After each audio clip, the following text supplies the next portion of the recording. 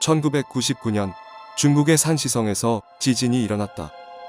그리고 이때 이곳에 있는 태백산에서는 지진으로 인해 한쪽 석벽이 무너지게 되었는데 그 벽 속에서 오래된 문서 하나가 발견되었다. 그것은 유백온이 쓴 예언서였다. 이 예언서는 발견된 곳과 저자의 이름을 따서 태백산 유백온빅이라고 불리게 된다. 하지만 처음 발견됐을 때에는 사람들로부터 그다지 큰 관심을 받지 못했다. 그런데 약 20년이 지난 후 이 예언은 전 세계적으로 큰 관심을 끌게 된다. 이 예언서에는 현재 우리가 겪고 있는 바이러스 문제에 대해 정확하게 예언되어 있었기 때문이다.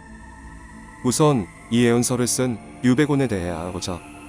그의 이름은 유기이고 호가 백온이다.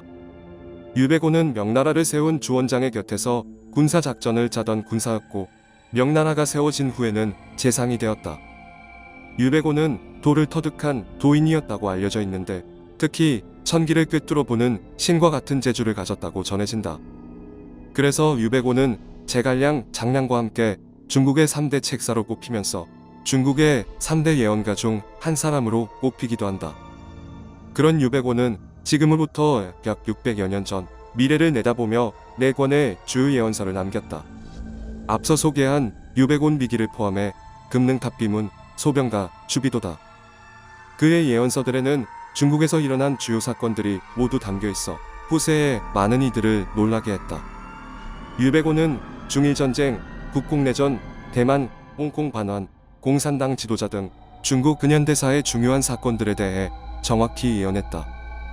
그런데 유백온의 예언은 최근에 유독 더 큰 화제가 되었다. 유백온이 이미 600여 년 전에 현재 우리가 겪고 있는 바이러스와 관련한 예언을 남겼다고 알려지면서부터다. 그 내용에 대해 자세히 살펴보자. 우선 유백온의 예언서 중 금능탑비문에 담긴 내용이다. 한 기운이 천천만을 죽이고 큰 양은 잔혹하기가 일이 승량이보다 더욱 심하다. 한자의 기는 공기를 뜻한다.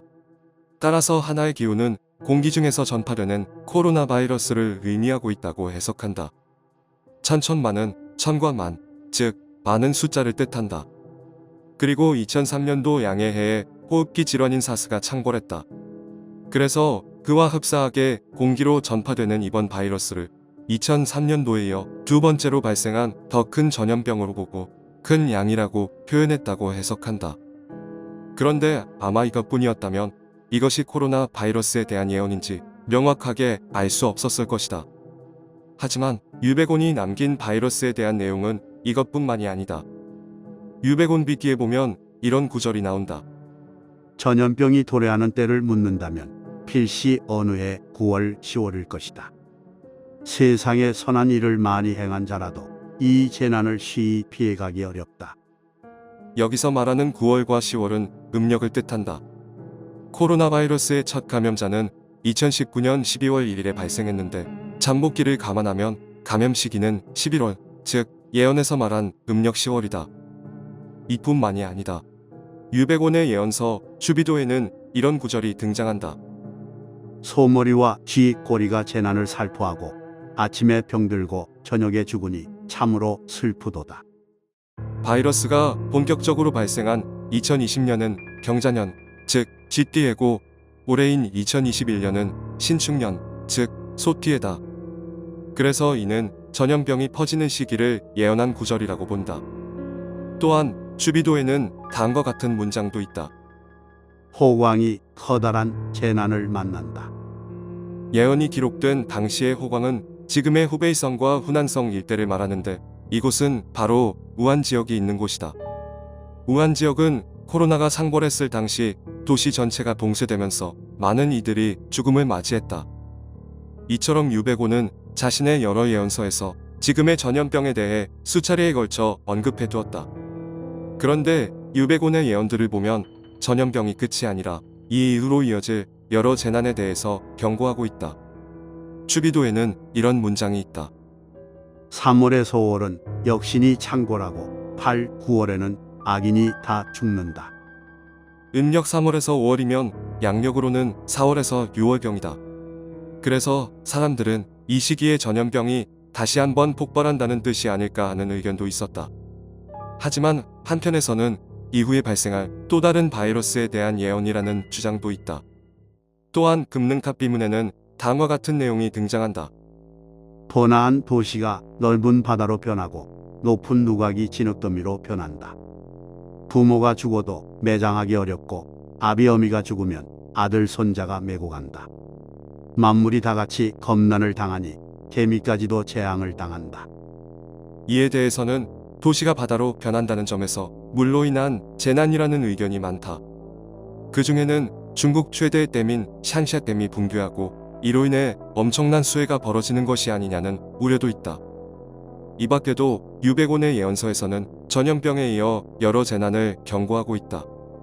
그렇다면 이러한 혼란과 재난은 언제쯤 끝나게 될까? 우선 유백온 비기를 살펴보자. 금강나하니라 할지라도 선을 지키고 이를 행하려 하고 다른 사람들을 도울 수 있어야만 용사년을 넘길 수 있을 것이다. 용사년은 용의 해와 뱀의 해로 해석하여 2024년과 2025년을 의미하는 것으로 본다. 유백온 비기에서는 이 시기 이후에 각종 재난이 마무리되고 평화로운 시기가 찾아온다고 이야기한다. 이와 비슷한 내용은 쭈비도에도 등장한다. 인묘 진사년을 넘기기 어렵지만 이를 넘기기만 하면 살아있는 신선이 될 것이다. 인묘진사년은 2022년에서 2025년까지의 4년을 가리키는 것으로 해석한다. 이는 앞서 살펴본 유백온 비기에서 언급한 시기와 일치한다. 이는 이 시기에 무언가 힘겹게 버티고 살아남아야 할 사건이 생긴다는 의미일 것이다. 유백온의 예언들은 지금까지 중국의 주요한 사건들에 대해 예언해왔다. 그러므로 이러한 예언들 또한 세계에 대한 내용이라기보다는 중국의 큰 변화에 대한 내용이라는 시각이 많다. 그래서 사람들은 이 시기에 중국에 뭔가 커다란 변혁을 가져올 만큼 엄청난 사건이 벌어지는 것이 아니냐고 추측한다. 그에 대한 구체적인 의견으로는 전쟁, 중국 공산당의 해체, 경제 붕괴 등이 있다. 특히 금능탑 비문에 보면 붉은 꽃이 닿으면 흰 꽃이 핀다는 구절이 있는데 이것이 중국 공산당의 멸망을 의미한다는 의견이 있다. 빨간색으로 상징되는 중국의 공산당이 사라지고 흰색으로 상징되는 세력이 새롭게 나타난다는 의미로 해석하는 것이다. 또한 금능탑 비문의 마지막 문장은 다음과 같다. 백년 번영은 꿈과 같이 사라지리라. 이에 대해서도 2021년에 100주년을 맞이한 중국 공산당 정부가 머지않아 와야 된다는 예언으로 해석하는 이들이 많다. 현재의 바이러스 사태를 정확하게 담고 있어 크게 화제가 된 유백온의 예언, 그의 나머지 예언들은 과연 어떻게 될까?